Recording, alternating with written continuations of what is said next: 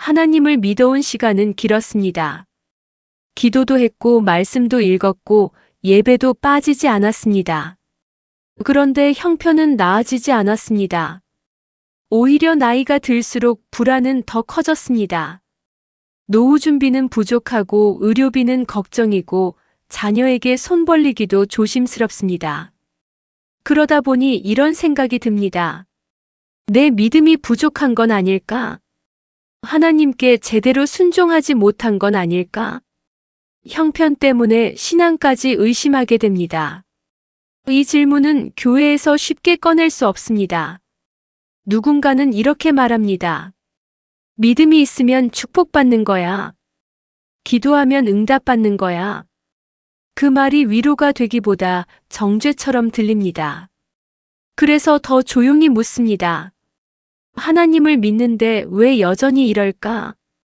이 질문을 품고 있다면 이 영상은 당신을 위한 것입니다. 성경은 재정의 부족을 신앙 실패로 해석하지 않습니다. 오히려 성경은 형편과 믿음을 동일시하는 것을 경계합니다. 이 영상에서는 성경이 말하는 재정 해석의 기준을 다룹니다. 부족한 상태가 징계인지 아니면 그저 삶의 조건인지를 구분합니다. 믿음과 형편을 분리해야 하는 이유를 성경 본문으로 확인합니다. 그리고 돈이 넉넉하지 않아도 신앙이 무너지지 않는 실제 이유를 살펴봅니다. 영상을 끝까지 보고 나면 형편 때문에 자신을 정죄하던 시선에서 벗어날 수 있습니다. 하나님이 나를 어떻게 보고 계시는지를 다시 보게 될 것입니다. 재정 상황은 그대로일 수 있습니다. 하지만 그 상황을 해석하는 믿음의 기준은 분명히 달라집니다. 지금부터 함께 시작하겠습니다. 많은 사람들이 이렇게 생각합니다. 믿음이 좋으면 형편도 좋아진다. 축복받으면 재정도 풍족해진다. 이 생각은 자연스러워 보입니다.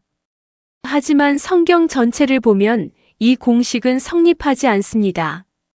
성경은 가난을 실패로 규정하지 않습니다. 오히려 성경은 부족한 형편 속에서도 신실한 믿음을 보여줍니다. 예수님은 과부의 2렙돈을 이렇게 평가하셨습니다. 마가복음 12장 43절에서 44절입니다. 예수께서 제자들을 불러다가 이르시되 내가 진실로 너희에게 이르노니 이 가난한 과부는 헌금함에 넣는 모든 사람보다 많이 넣었도다. 그들은 다 그 풍족한 중에서 넣었거니와.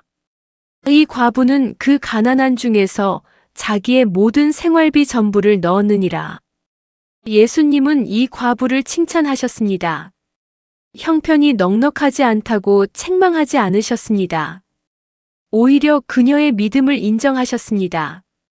그녀는 가난했지만 믿음은 부족하지 않았습니다. 예수님의 시선은 재정 상태가 아니라 마음의 방향을 보셨습니다. 사도 바울도 마찬가지입니다. 빌립보서 4장 11절에서 12절입니다.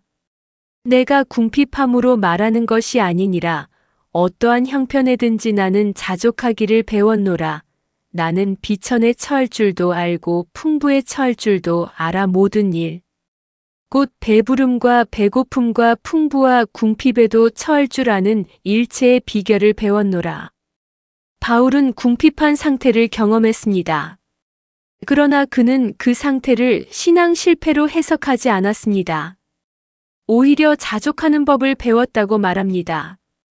그는 형편과 믿음을 분리할 줄 알았습니다. 잠언도 이 원리를 분명히 말합니다.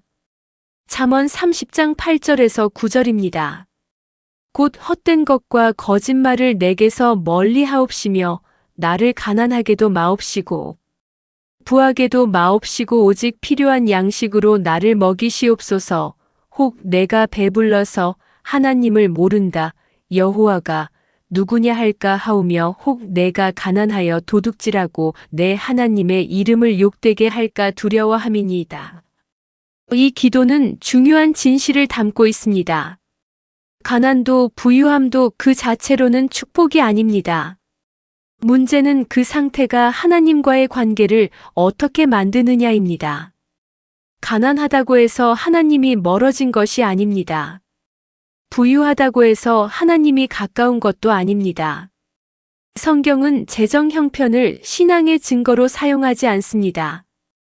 그렇다면 왜 우리는 이 둘을 자꾸 연결할까요? 그것은 우리가 눈에 보이는 결과로 믿음을 판단하려 하기 때문입니다. 형편이 좋으면 믿음도 좋다고 생각합니다. 형편이 어려우면 믿음도 부족하다고 생각합니다. 하지만 성경은 그렇게 말하지 않습니다. 히브리서 11장은 믿음의 사람들을 기록합니다. 그중 많은 이들이 고난 속에 있었습니다. 히브리서 11장 37절에서 38절입니다. 돌로 치는 것과 톱으로 켜는 것과 시험과 칼로 죽임을 당하고 양과 염소의 가죽을 입고 유리하여 궁핍과 환난과 학대를 받았으니 이런 사람은 세상이 감당하지 못하도다. 그들이 광야와 산과 동굴과 토굴에 유리하였느니라. 이들은 궁핍했습니다. 환난과 학대를 받았습니다. 그런데 성경은 이들을 세상이 감당하지 못할 사람이라고 말합니다. 형편이 아니라 믿음으로 평가한 것입니다. 야고보서 2장 5절도 분명합니다.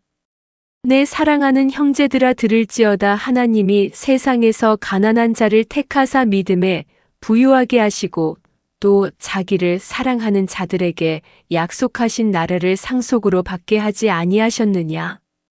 하나님은 가난한 자를 택하셔서 믿음에 부유하게 하셨습니다. 재정이 부족하다고 믿음까지 부족한 것은 아닙니다. 오히려 그 자리에서도 하나님을 신뢰할 수 있다면 그것이 믿음입니다.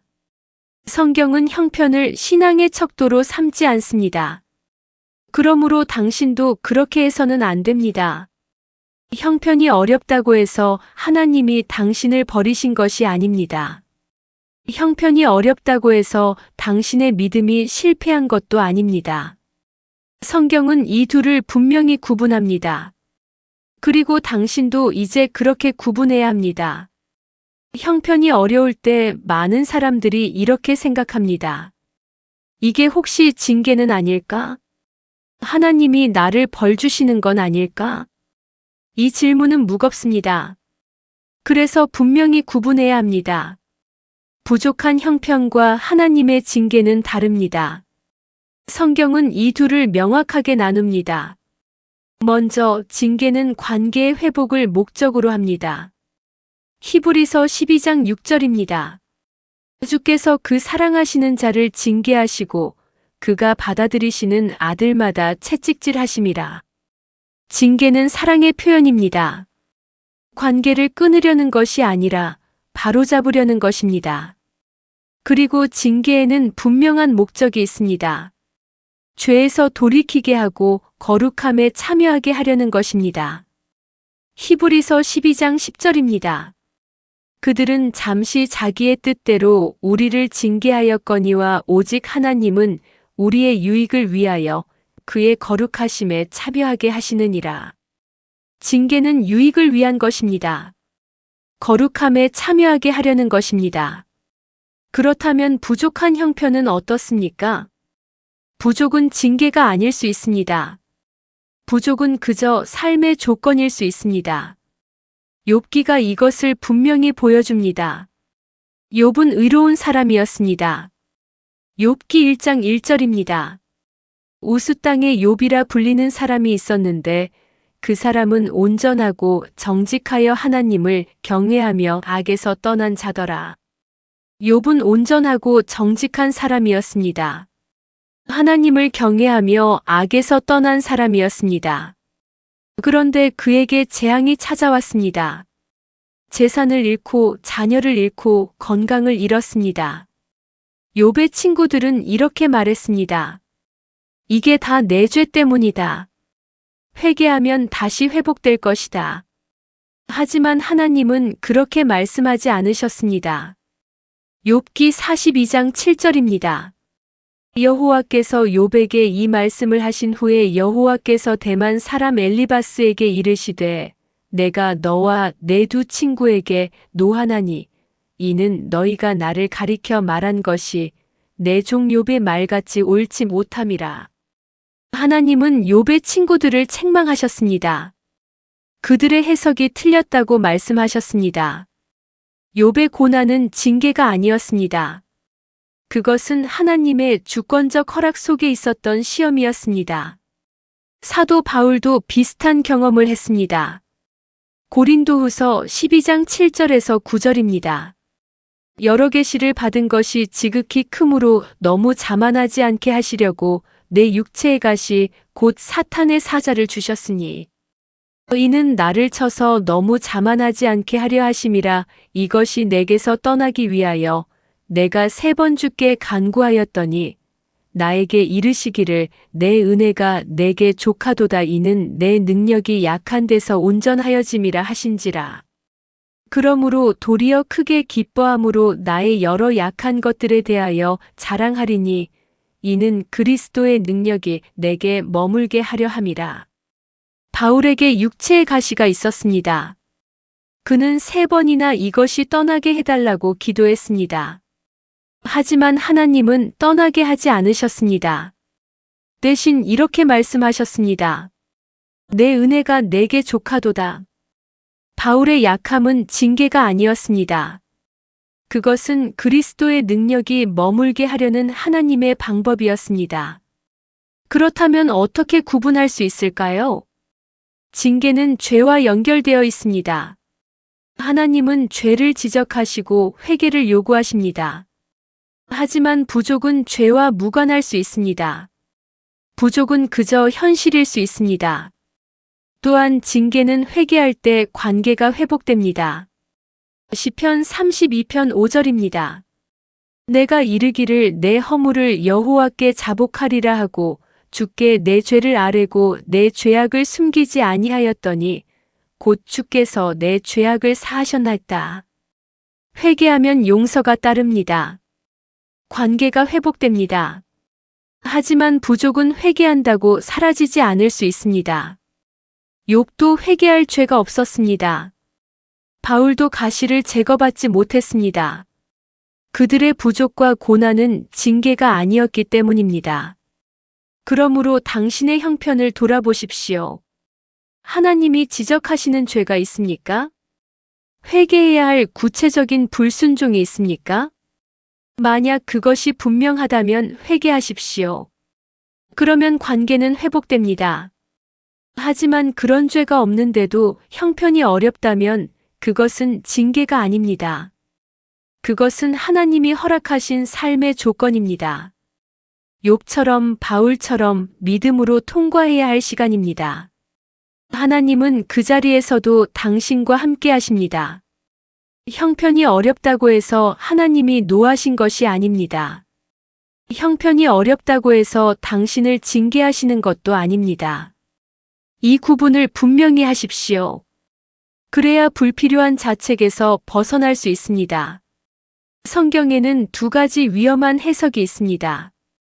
하나는 믿음이 좋으면 반드시 부자가 된다는 생각입니다. 다른 하나는 가난하면 믿음이 부족하다는 생각입니다. 이 두 생각은 같은 뿌리에서 나옵니다. 믿음과 재정을 동일시하는 것입니다. 하지만 성경은 이 둘을 동일시하지 않습니다. 오히려 성경은 이 둘을 분리하라고 말합니다. 예수님은 부자 청년을 만나셨습니다. 그는 율법을 다 지켰고 진지하게 신앙생활을 했습니다. 마태복음 19장 21절에서 22절입니다. 예수께서 이르시되 내가 온전하고자 할진대 가서 내 소유를 팔아 가난한 자들에게 주라. 그리하면 하늘에서 보화가 내게 있으리라. 그리고 와서 나를 따르라 하시니 그 청년이 재물이 많음으로 이 말씀을 듣고 근심하며 가니라. 이 청년은 재물이 많았습니다. 하지만 그의 재물은 축복의 증거가 아니었습니다. 오히려 그것은 하나님을 따르는데 방해가 되었습니다. 예수님은 그를 보내시며 이렇게 말씀하셨습니다. 마태복음 19장 23절에서 24절입니다. 예수께서 제자들에게 이르시되 내가 진실로 너희에게 이르노니 부자는 천국에 들어가기가 어려우니라. 다시 너희에게 말하노니 낙타가 바늘귀로 들어가는 것이 부자가 하나님의 나라에 들어가는 것보다 쉬우니라. 부자가 천국에 들어가기 어렵다고 하셨습니다. 재물이 많다는 것이 믿음의 증거가 아니라는 뜻입니다. 오히려 재물은 하나님을 의지하지 못하게 만들 수 있습니다. 반대의 경우도 있습니다. 누가복음 21장 1절에서 4절입니다. 예수께서 눈을 들어 부자들이 헌금함에 헌금 넣는 것을 보시고 또 어떤 가난한 과부가 2렙돈 넣는 것을 보시고 이르시되 내가 참으로 너희에게 말하노니 이 가난한 과부가 다른 모든 사람보다 많이 넣었도다. 저들은 그 풍족한 중에서 헌금을 넣었거니와 이 과부는 그 가난한 중에서 자기가 가지고 있는 생활비 전부를 넣었느니라. 이 과부는 가난했습니다. 그러나 예수님은 그녀를 칭찬하셨습니다. 그녀의 믿음은 재정 상태와 무관했습니다. 오히려 가난한 중에도 하나님을 신뢰했기 때문에 칭찬받았습니다. 사도 바울은 이 원리를 분명히 설명합니다. 디모데전서 6장 6절에서 10절입니다. 그러나 자족하는 마음이 있으면 경건은 큰 유익이 되느니라. 우리가 세상에 아무것도 가지고 온 것이 없음에 또한 아무것도 가지고 가지 못하리니 우리가 먹을 것과 입을 것이 있은즉 족한 줄로 알 것이니라. 부하려 하는 자들은 시험과 올무와 여러 가지 어리석고 해로운 욕심에 떨어지나니 곧 사람으로 파멸과 멸망에 빠지게 하는 것이라. 돈을 사랑함이 일만 악의 뿌리가 되나니 이것을 탐내는 자들은 미혹을 받아 믿음에서 떠나 많은 근심으로써 자기를 찔렀도다. 경건의 유익은 자족하는 마음에 있습니다. 재물을 많이 가진 것에 있지 않습니다. 오히려 돈을 사랑하는 것은 일만 악의 뿌리가 됩니다. 재물이 많으면 믿음도 좋다는 생각은 성경적이지 않습니다. 야고보서도 이것을 경고합니다. 야고보서 5장 1절에서 3절입니다. 들으라 부한 자들아 너희에게 임할 고생으로 말미암아 울고 통곡하라. 너희 재물은 썩었고 너희 옷은 좀 먹었으며 너희 금과 은은 녹이 슬었으니 이 녹이 너희에게 증거가 되며 불같이 너희 살을 먹으리라. 너희가 말세에 재물을 쌓았도다. 재물을 쌓는 것 자체가 축복이 아닙니다. 오히려 그것이 심판의 증거가 될 수 있습니다. 반대로 가난하다고 해서 저주받은 것도 아닙니다. 야고보서 2장 5절입니다. 내 사랑하는 형제들아 들을지어다. 하나님이 세상에서 가난한 자를 택하사 믿음에 부유하게 하시고 또 자기를 사랑하는 자들에게 약속하신 나라를 상속으로 받게 하지 아니하셨느냐. 하나님은 가난한 자를 택하셔서 믿음에 부유하게 하셨습니다. 재정이 부족해도 믿음은 부유할 수 있습니다. 이것이 성경에 일관된 가르침입니다. 그렇다면 왜 우리는 이 둘을 자꾸 연결할까요? 그것은 눈에 보이는 것으로 판단하려 하기 때문입니다. 형편이 좋으면 안심하고 형편이 나쁘면 불안해집니다. 하지만 믿음은 보이는 것으로 판단하는 것이 아닙니다. 히브리서 11장 1절입니다. 믿음은 바라는 것들의 실상이요 보이지 않는 것들의 증거니. 믿음은 보이지 않는 것들의 증거입니다.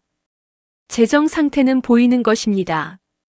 이 둘을 동일시하면 믿음은 현실에 갇히게 됩니다. 형편이 좋을 때만 믿음이 있고 형편이 나쁘면 믿음도 흔들립니다. 하지만 성경은 그렇게 가르치지 않습니다. 믿음은 형편과 무관하게 하나님을 신뢰하는 것입니다. 부족해도 하나님을 의지하고 풍족해도 하나님을 의지하는 것입니다. 그러므로 당신의 형편을 믿음의 척도로 삼지 마십시오. 형편이 어렵다고 해서 믿음이 부족한 것이 아닙니다. 형편이 좋다고 해서 믿음이 좋은 것도 아닙니다. 믿음은 하나님과의 관계입니다. 재정은 삶의 조건입니다. 이 둘을 분리하십시오. 그래야 형편 때문에 자책하지 않을 수 있습니다. 이제 가장 현실적인 질문을 다룰 차례입니다. 그렇다면 부족한 형편 속에서 어떻게 믿음을 유지할까? 이것은 이론의 문제가 아닙니다. 매일 생활비를 걱정하고 노후를 불안해하는 현실입니다. 성경은 이 현실 속에서도 흔들리지 않는 믿음의 길을 보여줍니다. 첫째, 하나님의 공급하심을 신뢰하는 것입니다. 마태복음 6장 25절에서 26절입니다. 그러므로 내가 너희에게 이르노니 목숨을 위하여 무엇을 먹을까, 무엇을 마실까, 몸을 위하여 무엇을 입을까. 염려하지 말라. 목숨이 음식보다 중하지 아니하며 몸이 의복보다 중하지 아니하냐. 공중의 새를 보라. 심지도 않고 거두지도 않고 창고에 모아들이지도 아니하되 너희 하늘 아버지께서 기르시나니 너희는 이것들보다 귀하지 아니하냐. 예수님은 염려하지 말라고 하셨습니다. 하나님이 공중의 새도 기르신다고 하셨습니다. 그렇다면 하나님의 자녀인 우리는 얼마나 더 귀합니까? 이것은 아무 준비도 하지 말라는 뜻이 아닙니다. 다만 염려로 무너지지 말라는 뜻입니다. 하나님이 책임지신다는 신뢰를 잃지 말라는 뜻입니다. 마태복음 6장 33절입니다. 그런즉 너희는 먼저 그의 나라와 그의 의를 구하라. 그리하면 이 모든 것을 너희에게 더하시리라. 먼저 구할 것은 하나님의 나라와 의입니다. 그러면 필요한 것들을 더하실 것입니다. 이것은 약속입니다. 둘째, 자족하는 법을 배우는 것입니다. 빌립보서 4장 11절에서 13절입니다. 내가 궁핍함으로 말하는 것이 아니니라. 어떠한 형편에든지 나는 자족하기를 배웠노라. 나는 비천에 처할 줄도 알고 풍부에 처할 줄도 알아. 모든 일 곧 배부름과 배고픔과 풍부와 궁핍에도 처할 줄 아는 일체의 비결을 배웠노라. 내게 능력 주시는 자 안에서 내가 모든 것을 할 수 있느니라. 바울은 자족하기를 배웠다고 말합니다. 이것은 저절로 생기는 것이 아닙니다. 배워야 하는 것입니다. 자족은 포기가 아닙니다. 자족은 현재 상태 속에서도 하나님의 은혜를 발견하는 것입니다. 부족함 속에서도 감사할 것을 찾는 것입니다. 바울은 내게 능력 주시는 자 안에서 모든 것을 할 수 있다고 말했습니다. 형편이 좋아서가 아니라 하나님이 함께 하시기 때문입니다. 셋째, 영원한 것에 소망을 두는 것입니다. 고린도후서 4장 17절에서 18절입니다. 우리가 잠시 받는 환난에 경한 것이 지극히 크고 영원한 영광에 중한 것을 우리에게 이루게 함이니 우리가 주목하는 것은 보이는 것이 아니요 보이지 않는 것이니 보이는 것은 잠깐이요 보이지 않는 것은 영원함이라. 지금의 환난은 잠깐입니다. 보이는 것은 잠깐이고 보이지 않는 것은 영원합니다. 우리가 주목해야 할 것은 영원한 것입니다. 재정 형편은 보이는 것입니다. 하나님의 약속은 보이지 않는 것입니다. 보이는 것에 집중하면 불안해집니다. 보이지 않는 것에 집중하면 평안해집니다. 넷째, 기도로 하나님께 나아가는 것입니다. 빌립보서 4장 6절에서 7절입니다. 아무것도 염려하지 말고 다만 모든 일에 기도와 간구로 너희 구할 것을 감사함으로 하나님께 아뢰라. 그리하면 모든 지각에 뛰어난 하나님의 평강이 그리스도 예수 안에서 너희 마음과 생각을 지키시리라.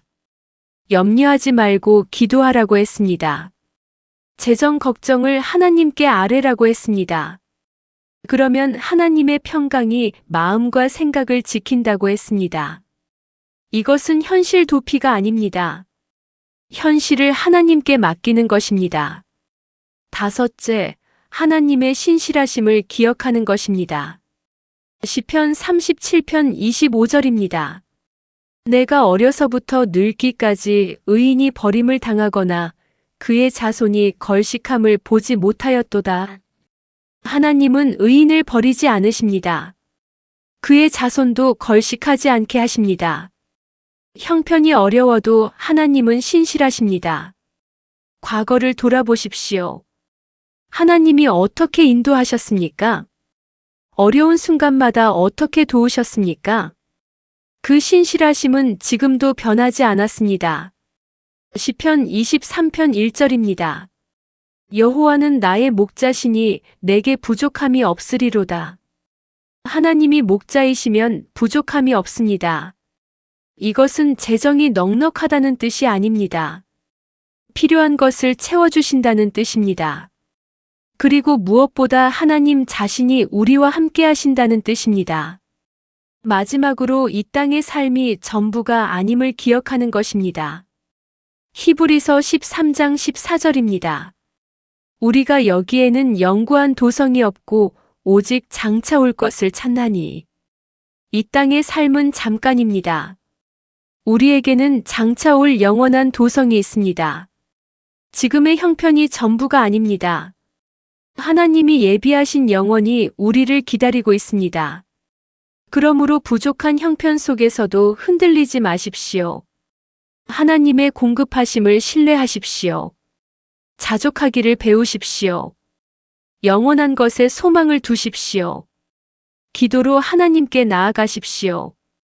하나님의 신실하심을 기억하십시오. 이것이 부족한 형편 속에서도 무너지지 않는 믿음의 실제입니다. 이제 이 영상을 정리할 시간입니다. 우리는 중요한 질문에서 출발했습니다. 돈이 부족한 것이 믿음의 실패인가? 성경의 답은 분명했습니다. 아닙니다. 재정의 부족은 신앙의 실패가 아닙니다. 성경은 가난을 실패로 규정하지 않습니다.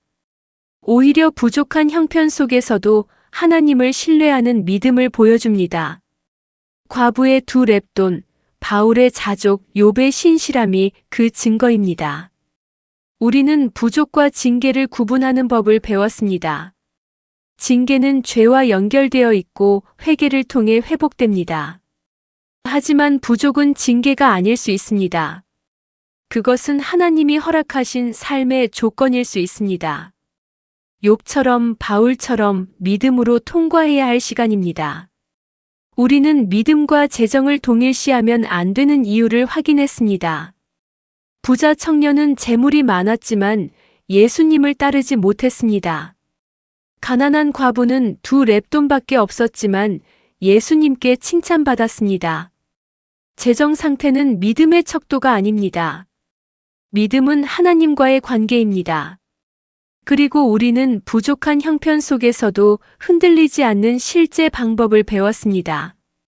하나님의 공급하심을 신뢰하고 자족하기를 배우고 영원한 것에 소망을 두는 것입니다. 기도로 하나님께 나아가고 하나님의 신실하심을 기억하는 것입니다. 이제 이 질문을 다시 봅시다. 하나님을 믿는데 왜 형편은 그대로일까? 이 질문 자체가 잘못된 전제를 담고 있었습니다. 믿음이 좋으면 형편도 좋아져야 한다는 전제입니다. 하지만 성경은 그렇게 말하지 않습니다. 믿음은 형편을 바꾸는 도구가 아닙니다. 믿음은 형편과 상관없이 하나님을 신뢰하는 것입니다. 형편이 좋을 때도 어려울 때도 하나님을 의지하는 것입니다. 그러므로 당신의 형편을 믿음의 증거로 삼지 마십시오. 형편이 어렵다고 해서 하나님이 당신을 버리신 것이 아닙니다. 형편이 어렵다고 해서 당신의 믿음이 실패한 것도 아닙니다. 하나님은 지금도 당신과 함께 하십니다. 당신을 사랑하시고 당신을 책임지십니다. 시편 34편 18절입니다. 여호와는 마음이 상한 자를 가까이 하시고 충심으로 통회하는 자를 구원하시는도다. 하나님은 마음이 상한 자를 가까이 하십니다. 형편 때문에 상한 마음도 하나님은 아십니다. 그 마음을 외면하지 않으십니다. 오히려 더 가까이 오십니다.